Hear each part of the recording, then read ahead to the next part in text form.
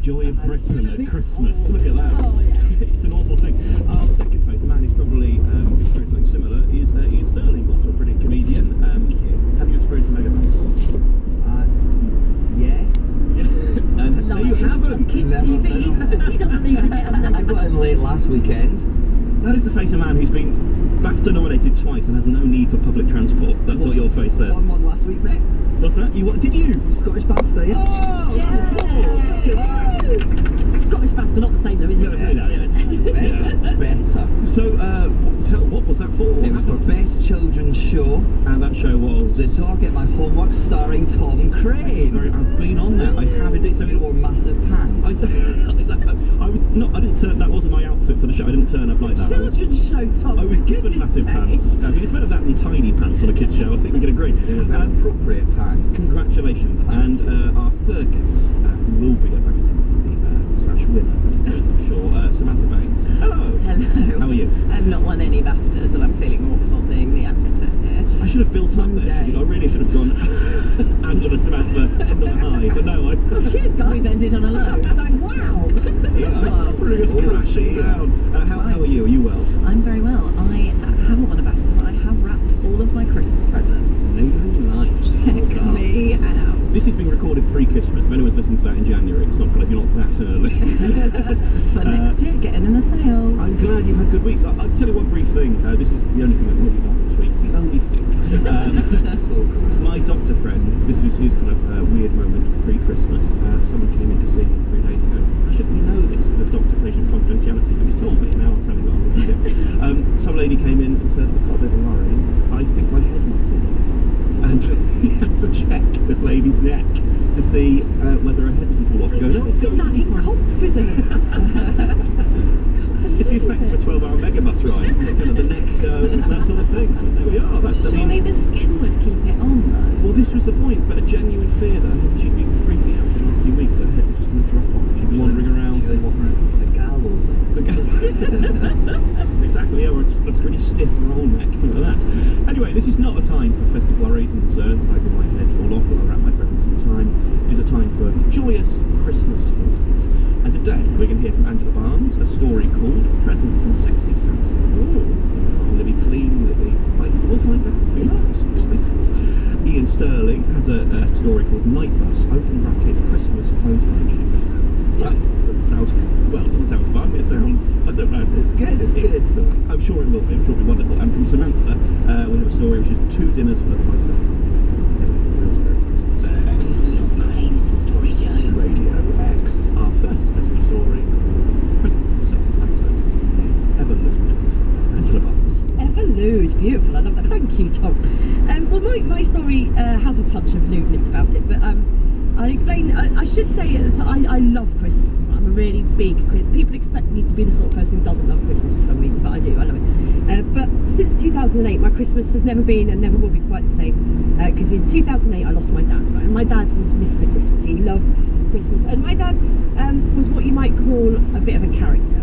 Now, I talk about this quite a lot in my stand-up, so if you have seen me, I'm sorry if I'm repeating myself, but my dad, he ran a sex shop for a living. Which was fine, that was fine. It wasn't a problem until it came to take your daughter to work day. He was a very unusual, he was a naturist, he was an atheist, and as it later transpired, he was quite the prolific swinger. And my friends all thought my dad was really cool. They thought he was really, you know, I never got told off, I never had a curfew, I could come and go as I pleased, he was really cool. But I said it's not that cool, actually, because you tried rebelling against that. But what my dad did, my dad loved Christmas, and I mean to the point of utter humiliation. Right? His house would look like Christmas and vomited on it. Any opportunity to dress up as Father Christmas, he would. He was a source of just unending embarrassment to me. But since he's been gone, Christmas just won't ever be the same, because there's no one else in the family who's willing to put in that much effort. And after he died, kind friends would invite me around to their house, to their families for Christmas Day, but it's never quite the same, is it? I don't know if you've ever been to someone else's family for Christmas Day. It's sort of like when you've been in a long-term relationship and then you start a new relationship and you have sex for the first time. You know, that's all the elements are there, it's just a bit different. It's like I'm usually used to pigs in blankets, you know, or seconds. But anyway,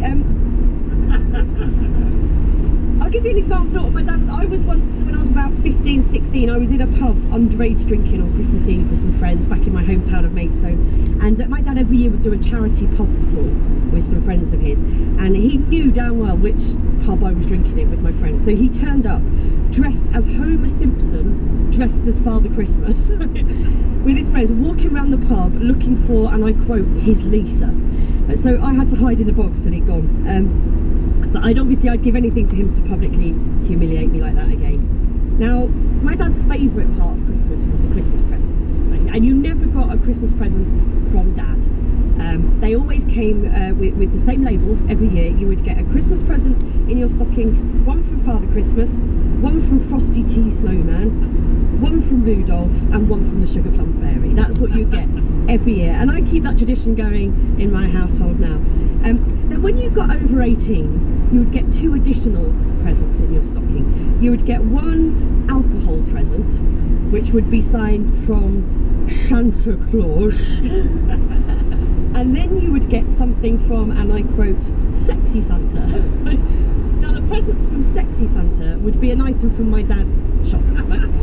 So it would be one of the novelty items like a chocolate nipple or a penis pasta packet or something like that. And that's the sort of thing that made my dad laugh. Now one year, when I was nursing, I was living in London and I had to work over Christmas. So my dad sent me a parcel with all my Christmas presents in, so I would still be able to open them on Christmas morning. And it had the usual presents in, you know, from Frosty Tea Snowman and Sugar Plum Fairy et al. Now when the postman tried to deliver this quite large parcel, I was out. So on the Saturday before Christmas, when it was absolutely rammed, I had to join thousands of other people to pick up my Christmas parcel from the Tooting delivery office. It's where I lived at the time. So there I am, Saturday before Christmas, it's rammed. And eventually I reached the front of the queue and I've got my little red card and I handed it over and wait for the Royal Mailman to pass me my massive parcel. Now it turns out that year my dad had indeed included a gift from Sexy Santa. And my gift from Sexy Santa, or the gift that Sexy Santa had bestowed upon me, was the gift of a badge that when you pressed it made the noise of a woman orgasming really loudly. It said something like, press here to make me smile, or something like that. And then, I'm not going to do the sound, don't worry, because somebody will only cut it out and use it as a ringtone. Now, of course, what happened is, as the parcel man, the postal worker, handed me the parcel, he pressed the badge.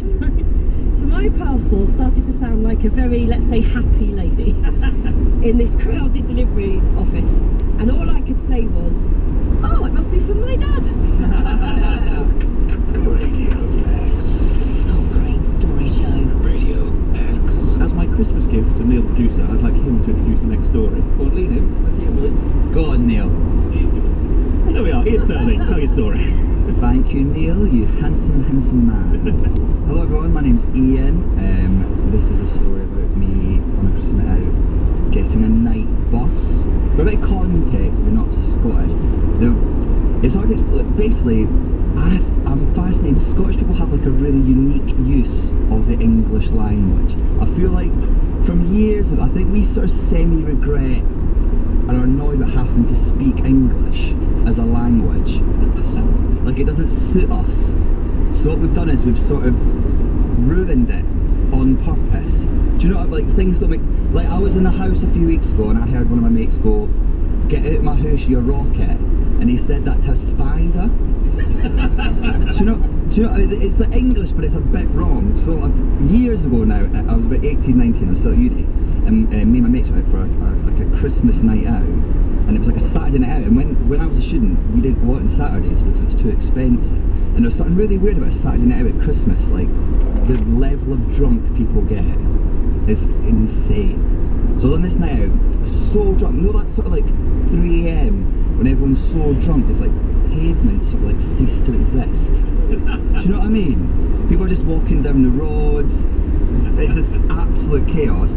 And then we were going home, me and my mate, and we're really skint, so we didn't have enough money to get like a kebab or like fish and chips or anything. So we had to go into the corner shop, and then I got like a bar of chocolate and something. My mate got a Lucky's at 3 o'clock in the morning. I thought it was weird, and a bag of skips. right? Such a weird, such a tangy combination. So we got this stuff, and then we're walking to the bus stop to get this night bus. And there's something really depressing about bus stops at that time of night. It's like the expectation of a good night out has come to that bus stop to die. Like, do you know what I mean? There's guys going, I thought I was going to get my end away. I'm not getting my end away. And ladies going, oh, so many guys were just horrible to me. And everyone's at the bus stop, it's horrific. And then we're at this bus stop, and then these two guys start like getting in a fight, proper barmy. And one of the guys was like a monster, huge guy, right? Massive, like proper, like looked like somebody like shaved a bear, got it drunk, and given it a bus pass. Like it was mad. But then the little one's going at this big guy, and we were like, mate, you are gonna like get ended, man. And then luckily this bus pulls up, the little guy gets on the bus and then starts shouting at the bigger guy. He's like, more on the bus, we'll settle this on the bus. Like, we want to have a fight on the bus, right? Like, you're insane. Then from the back of the bus, this old lady goes, no, you'll not be fighting on this bus, because this bus cost me £2.50, right? Because obviously, like, it's a night bus, so it costs more. So this lady, it's like her carriage, she's not having these maniacs ruin our bus. At this point, the guy realises that it's not a normal bus, it's a night bus, and he gets so excited and Jenny goes, oh, this is a Nighthawk, which is the best reference. I don't know what he meant by that. And this is like the Nighthawk, right? So he's kicking off, he's like high-fiving folk, he's like, we're on a Nighthawk, right? He's trying to cuddle the big massive guy, and then eventually he looks to me and my mate, he just points at me and my mate and he goes, here boys, more on the Nighthawk. Then points at my mate Ian and goes, here, more on the Nighthawk, you can bring your skips, right? So this bus has changed from like a sort of like scene of like Fight Club to this sort of exclusive VIP club where not only have we been invited, but my mate's been given like a +1 for his snacks, right? So we get on the bus, right, and then the massive guy goes to speak to the old lady, and I think he like apologises or whatever. But then they phone the police, and this is the final. This is so weird, this, because again, another thing, I'm from Edinburgh, which is the capital of Scotland, but it's like weirdly small. It's like 500,000 people. Like everyone knows everyone. Like if you go on Tinder in Edinburgh and set Tinder to like your age group, Tinder's not so much like a sort of infinite world of like sexual possibility. It's more just like your yearbook. Like, do you know what I mean? So this is how small it is. The two boys get off the bus. As they get off the bus, a police officer comes over. These guys are still chatting to each other. A police officer comes over, like obviously get involved. And then the little guy turns to the police officer and goes, here Keith, can you not see we're in the middle of something? Because they went to school together. And yeah, so that and then to make it Christmas themed, the whole time on the bus, I had a Santa hat on. Radio X. Tom Crane's story show. Our final guess, grappling, subject of Christmas, is a wonderful design. Hello. Grappling is a lovely word. Thank you for using that in my introduction. This is 2 dinners for the price of 1, and it's also 2 mini stories about food for the price of 1, because I feel like Christmas is all about food. Pre-Christmas for me is all about decorations. My living room looks like the Christmas section in a department store. Like, it's really important. And Christmas is about food. So I am in a relationship. I mean, it's been 5.5 years, but it still feels new, and we're engaged. And I think one of the worst bits about being in a relationship over Christmas is not the presents, so that's great because they're more expensive, but it's deciding whose family you're going to spend Christmas Day with is really stressful, because there's good points and incredibly bad points about which one you choose. So what we've done the last 2 years is spend it with both of them on Christmas Day. So we spend the morning with his family and the evening with my family, and what that inevitably means is you have 2 Christmas dinners in one day. So what happens is, first of all, you always think the first one is going to be fine. I mean, let me just set the scene as well. I can't drive. You can't use public transport on Christmas Day because it isn't happening. So my lovely other half has to drive everywhere, and then I just sit. I'm chauffeur driven to 2 meals, essentially, is my Christmas. So the first one, you're eating it, you're surrounded by your family, you're having a lovely time. Your head's saying, oh, you know, hold back, you've got another one coming. But then you see that bowl of pigs in blankets that you're waiting for all year that they've been stocking up on. You're like, I'll take 4 before they all go.